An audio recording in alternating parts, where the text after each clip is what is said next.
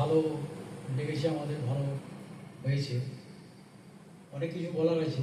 এই দিনের প্রাসঙ্গিকতা সম্পর্কে বলতে গেলে অনেক বলা যাবে, কিন্তু সময়টা আমাদের একটু কম। 6:30 থেকে 7:30 আমরা শুরু করেছি। যাই হোক, আমি আজকে একটা প্রাসঙ্গিকভাবে একজন প্রয়াত কবি, তার কবিতা পড়বো। আর অনেকেই হয়তো জানেন না কবিতাটা, পড়ার পরে বলছি একটু। তখন আমি বাবার পাশেই ঘুমিয়েছিলাম, আমাকে কেউ ডাকেনি। তখন খুব জ্বর বাবার, মাথায় জলের ধারা দিতে মা গাইছিল একামোর গানের তরি। মা কি করে জানতো? আমি তো তখন ছোট, আমি তো তখন ঘুমে। দুপুরেই বাবা পাশ ফিরতে ফিরতে চলে গেল, শুধু ঠোঁট নেড়ে বলেছিল আগুনের পরশমণি ছোঁয়া প্রাণে।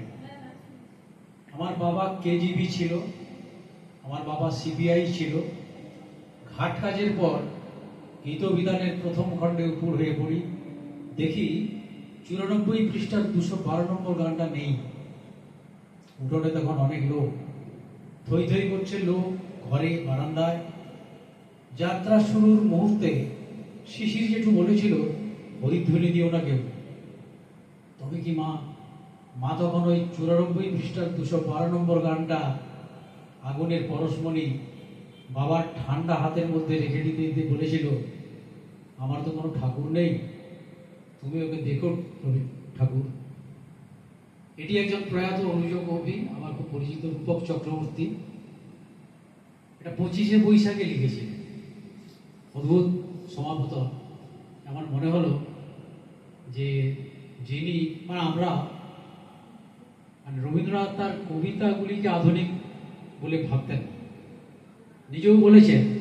তার কবিতায় অনেকে আমরা সমালোচকরা দেখেছেন, একজন বিখ্যাত মানুষ আছেন রবীন্দ্র বিশেষজ্ঞ, তিনি কবিতায় সবসময় মঙ্গল শুভ এসবই দেখেছেন, কোনোদিন অমঙ্গল অশুভের ইঙ্গিত তিনি লিখতে পারেন। তিনি পরবর্তীকালে একটি চিঠিতে হেমন্তবালা দেবীকে লিখলেন যে আমি সেই দিন আধুনিক হলাম যেদিন আমি গান লিখলাম, গীতবিতান লিখলাম। গীতবিতানকে তিনি শ্রেষ্ঠ কবিতাও ঠারে ঠারে বলতে চেয়েছেন। পরবর্তীকালে আমরা তো গীতবিতানকে শ্রেষ্ঠ কবিতাই মনে করি। তিনি বললেন যে গানের মধ্যে অশুভের ইঙ্গিত, অমঙ্গলের ইঙ্গিত আছে, সুতরাং আমি ওখানেই বোধহয় আধুনিক হলাম। যাই হোক, গান হবে, অনেক গান হবে। তার যে কতগুলি ব্যাপার ছিল আছে, যেমন ধরুন আজকে বিসর্জন নাটক খুব প্রাসঙ্গিক আজকের দিনে দাঁড়িয়ে। আমার তো মনে হয় বিসর্জন নাটকটার জন্যই বোধহয় রবীন্দ্রনাথকে একটা নোবেল প্রাইজ দেওয়া উচিত ছিল। এই বিশ্ব শান্তির কথা প্রতিটি তার সংলাপে, প্রতি জনের সংলাপের মধ্যেই আছে এবং শেষও হয়েছে সেভাবে। তো সেই বিসর্জন নাটক রবীন্দ্রনাথ এমন ছিলেন যে একটা লেখার পরই ওটা বিরাট কিছু হয়ে গেছে, এরকম তিনি ভাবতেন না।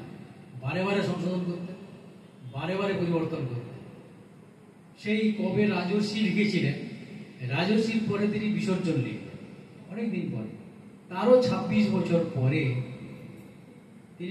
তিনি ওই বিসর্জনের ইংরেজি অনুবাদ করলেন স্যাক্রিফাইস। এবং সেই স্যাক্রিফাইসে তিনি একটা কথা উল্লেখ করলেন, আমি একটু এক সেকেন্ড বলছি। স্যাক্রিফাইসে লিখলেন, ভূমিকায় লিখলেন, উৎসর্গপত্র লিখছেন, I dedicated this play for those heroes he bravely stood for peace when human sacrifice was claimed by the goddess of war. অর্থাৎ বিসর্জন নাটকে একটি ছাদ শিশুর হত্যার যে সামান্য ঘটনা, সেই ঘটনাকে উনি একটা সর্বজনীন রূপ দিলেন। বিশ্বযুদ্ধের যে হত্যা লীলা তিনি প্রত্যক্ষ করেছিলেন, তার ভিত্তিতে ইংরেজি অনুবাদের মধ্যে দিয়ে শান্তির বাণী ছড়িয়ে দিতে চেয়েছিলেন। কিন্তু মূল জায়গাটা হচ্ছে একটি লেখা লিখে তিনি স্বস্তিতে থাকতেন না। তো যাই হোক, এরকম মজার অনেক ঘটনাই আছে। আজকে শোকের দিন নিশ্চয়ই নয়, এটা আমরা শ্রাদ্ধ বাসরও বলছি না, এটা শ্রদ্ধা অনুষ্ঠান। এবং এই শোক থেকে শোকের ঊর্ধ্বে উঠেছেন এবং ওনার শোক আমাদেরকে অনেক শিক্ষা দিয়েছে, আমাদের বোধোদয় ঘটিয়েছে। উনি যেভাবে পাল্টেছেন আর কি নিজেকে, সেই পাল্টানোটা আমরা ঠিক বুঝতেও পারি। আমাদের যে অধ্যবসায়, সেই অধ্যবসায়টা খুব বেশি হলে 1913 সাল পর্যন্ত এসেছিল গীতাঞ্জলি করে, কিন্তু তার পরবর্তীকালে যে সৃষ্টিগুলি রবীন্দ্রনাথ প্রতিদিন পাল্টেছেন এবং শেষ দিন পর্যন্ত পাল্টে গেছেন। এবং শুধু পাল্টে যাওয়া নয়, বিশ্বের যে সমস্ত ঘটনা তাকে উদ্বেলিত করেছিল, সেই উদ্বেলিত হওয়ার কারণেই তিনি তার গদ্যে, তিনি তার পদ্যে এবং তার চিঠিপত্রে আমরা কিন্তু তার খোঁজখবর খুব একটা রাখি না। আর রবীন্দ্রনাথ শেষ হয়ে গেছে ওই 75টি গান আমরা জানি, 50-55টি কবিতার মধ্যে আমাদের সীমাবদ্ধতা। ওই রবীন্দ্রনাথ জানার জন্য কিন্তু আমরা আজকের 22শে শ্রাবণ করিনি বা 25শে বৈশাখও করিনি। আমি তো অন্তত মানে কায় মনোবাক্যে চাই রবীন্দ্রনাথ যে প্রসারিত তার ভূমিকা, সেই ভূমিকার অন্তর্গত হই আমরা জানার চেষ্টা করি যে রবীন্দ্রনাথ শেষ দিন পর্যন্ত কি হয়েছিলেন। একটা ছোট্ট ঘটনা দিয়ে শেষ করি। রবীন্দ্রনাথ নাটক লেখা শুরু করেছিলেন, নাটক লিখতেন। রবীন্দ্রনাথের একটি নাটক আছে গোড়ায় গলদ। গোড়ায় গলদটি লেখার পরে কিভাবে পাল্টাচ্ছেন রবীন্দ্রনাথ, দেখুন এরকম এত বড় ব্যক্তিত্ব, তার যে সহনশীলতা। গোড়ায় গলদ লেখার পর শিশির ভাদুড়ী, তখন খুব তরুণ তাকে ডাকলেন, কলকাতা থেকে তাকে ডাকলেন, আমন্ত্রণ জানালেন যে শিশির তুমি শান্তিনিকেতন চলে এসো। শান্তিনিকেতন চলে গেলেন শিশির ভাদুড়ী। সন্ধ্যেবেলা গোড়ায় গলদ পড়া হলো অনেকের সামনে। একমাত্র শিশির ভাদুড়ীকে শোনানোর জন্যই গোড়ায় গলদটা সেদিন পাঠ করেছিলেন। পরে শিশির ভাদুড়ীকে জিজ্ঞাসা করলেন যে বলো, এবার বলো তোমার কেমন লাগে।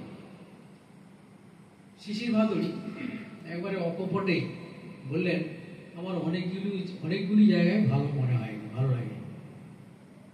রবীন্দ্রনাথের দিকে তাকালেন, মুখটা তার গম্ভীর দেখলেন এবং হঠাৎই রবীন্দ্রনাথ গোড়ায় গলদটা ছিঁড়ে ফেললেন সেখানে, অনেক সুধী মণ্ডলীর কাছে ছিঁড়ে তিনি ভেতরে চলে গেলেন।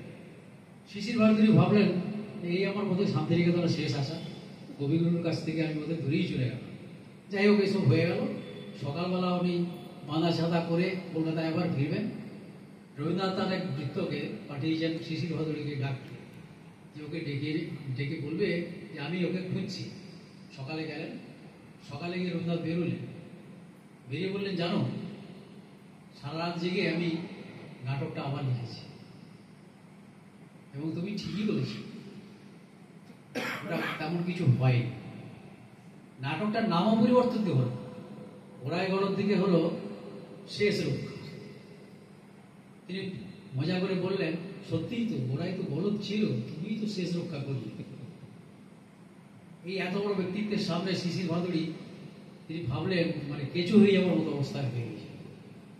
যাই হোক, এইগুলি অনেক চিঠিপত্রে পাওয়া যায়, অনেক মজার মজার জিনিস পাওয়া যায়, অনেক প্রাজ্ঞতার পরিচয় পাওয়া যায়, অনেক জ্ঞানের কথা পাওয়া যায়।